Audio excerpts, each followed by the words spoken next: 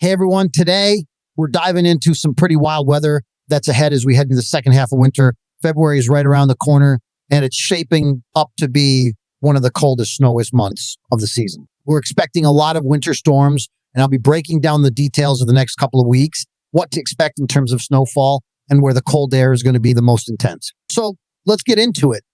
Now, if you've been following the weather lately, you've probably noticed that things have already been a bit chilly and we've had some intense cold stretches. The first half of winter has definitely been an eye-opener, especially with that polar vortex that took a bite out of the Gulf Coast, dropping snow and ice all the way down into the deep south. But as we move in to February, things are about to ramp up even more. The weather models are showing an active, stormy period ahead, and it looks like we're in for multiple rounds of winter weather over the next couple of weeks. But before we get into the details, hit the subscribe button, like this video, and leave your thoughts in the comments. Thank you for your support. Let's take a closer look at what's coming down the pike. First up, we've got a couple of key systems to keep an eye on. The first is a clipper system that's coming down from Canada. This system is going to make its way through the Great Lakes, and it will bring more snow showers, especially to places like the Midwest and the Northeast. If you're in areas like Michigan, Wisconsin, or upstate New York, you should be prepared for snow as we head into the weekend and early next week. This clipper system is expected to track across the Great Lakes and into the Northeast, bringing snow to those areas from Monday into Tuesday. These clipper systems tend to move pretty fast, so you're not going to get a lot of heavy snow, but they will bring quick bursts of snow, especially as they dive down into the mid-Atlantic.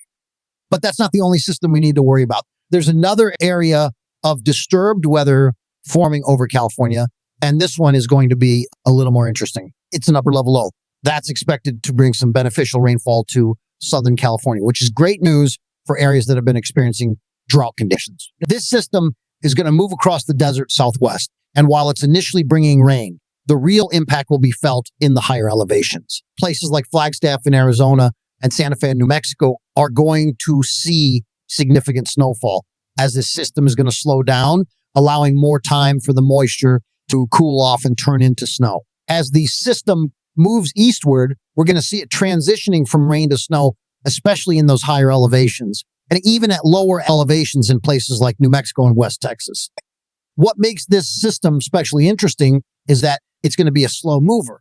And when you have a slow moving storm like this, it has the potential to overperform. It's going to take its time as it tracks across the desert southwest and into Texas. So as it lingers, we're likely to see more snow piling up, particularly in areas like the Texas Panhandle and New Mexico. This is going to be one of those systems where if you're in the right place at the right time, you could see a lot more snow than expected. We're talking several inches in areas that typically don't see a lot of winter weather. As this system tracks through, it's going to bring snow to places like Oklahoma, Kansas, and even Iowa as it moves northeastward. By the time we get to Wednesday and Thursday of next week, this system is going to intensify.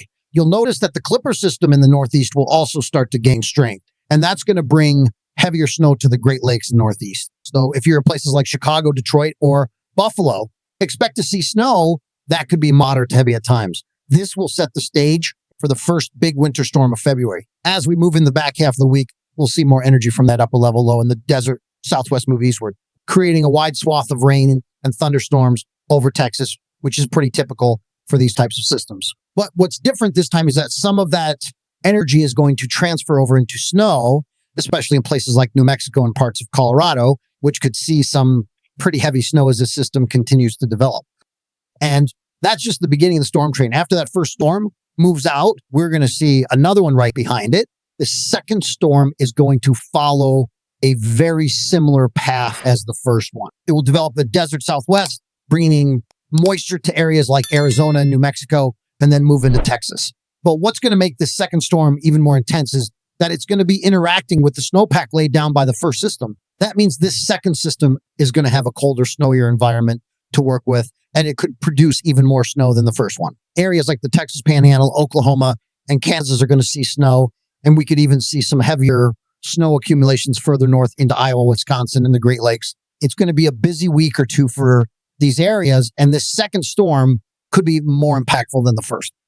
As we move into February, we're looking at a period of time where we'll see multiple winter storms. These storms will continue to move eastward and bring snow to areas that are already in the midst of winter, but they're also going to dip further south than usual, bringing snow to areas like West Texas, Oklahoma, and Kansas. With each of these storms, we're going to see cold air pushing south from Alaska and the Arctic. So temperatures will stay colder for longer, and these systems are likely to bring heavy snowfalls in their wake. We're going to see snowpacks building up, and as these storms move across those snow-covered areas, the colder air will help to keep those storms snowier, with each system bringing more snow than the last. Looking ahead to the first few days of February, it's definitely going to be an active period. We've got more systems lined up, and they'll be moving through the Midwest and central U.S., bringing snow to places that haven't seen much action so far. Areas like Colorado, Wyoming, and the plains are going to get more snow. And as each storm moves east, it's going to bring colder air with it. So if you're in these regions, expect to see more snow and colder temperatures. The cold air from Alaska will continue to push south, which will keep things chilly for the rest of winter. And as we move into February 3rd and 4th, that's when the next round of storms is going to hit. With each storm, the snowpack continues to build. And as the storms move across those snow-covered areas, they're going to become even colder. It's a bit of a domino effect where each storm feeds off of the previous one. So we're looking at a continuous stream of snow and colder temperatures. This is shaping up to be a really active winter with multiple systems bringing snow to the U.S. from west to east, and we're not done yet. As we hit February 5th and 6th, there's a chance we could see another storm developing. And just like the previous ones, it's going to bring snow to places that are already experiencing winter weather. It's looking like we're going to be in for very snowy, cold February. When it comes to precipitation, we can expect a lot of low pressure systems forming over the western Gulf or Texas. These systems will move northward with some curving eastward toward the mid-Atlantic. This will create a corridor of showers and thunderstorms across the southeast. There's still some uncertainty about snowfall in the north central and northeast U.S., but we'll be keeping a close eye on that. The northwest will also get an uptick in precipitation. Looking at the 8 to 14-day forecast, things get even more dramatic. It's not just a simple warm east, cold west pattern, but the trend is leaning that way. We'll see cold temperatures in the northwest and plains and warmer air pushing up the east. This will likely bring more storms with warm fronts moving in. But cold fronts underneath will create some interesting weather dynamics. In terms of precipitation, the storms will mainly rise up across the southeast and the central U.S., while the northwest will see its own storms. There's not much expected in the southwest. Looking at the past 20 days, we've seen a brutal cold snap across the central and eastern U.S. with temperatures 10 to 15 degrees below normal. That's a significant departure from what we usually see over such a long period. Now let's check out some model guidance, starting with the European model. Later today, snow showers will hit the northern Rockies, stretching from Colorado and Utah up through the northern plains and upper Midwest. Tomorrow afternoon, we'll see snow extend into the Sierra Nevada and central Rockies, while the upper Midwest and Great Lakes will get some snow as well. By Sunday afternoon, thunderstorms will start developing across the southeast, including Texas, Oklahoma, Arkansas, Louisiana, and Mississippi, with a storm system in Southern California, which should help with fire risks. Monday, January 27th, will be the first day of a big change. Warm air will start pushing eastward while the cold air backs off. Cold conditions will still stick around in the northern regions, but the warmth will begin to take over. By Tuesday, the warming trend will continue and the Midwest and East will warm up, though cooler temperatures will linger up north. By Wednesday, January 29th, a low pressure system near the Adirondack Mountains will bring snow to parts of the northeast, particularly New York, Vermont, New Hampshire, and Maine. Thunderstorms will be widespread in the southeast, including Texas, Louisiana, and the Carolinas. By Thursday, February 1st, a cold front will move through, bringing cooler temperatures to the east, but another storm will develop in Texas, bringing snow to New Mexico, the Texas Panhandle, and thunderstorms across the rest of Texas. As we move toward the weekend, temperatures will keep fluctuating as these low-pressure systems bring a mix of warm and cold air. By February 2nd, we could see more thunderstorms in the southeast and more snow in the Rockies and Plains. The first week of February looks to bring a big low-pressure system over the Great Lakes, which could bring heavy snow to the upper Midwest and Great Lakes.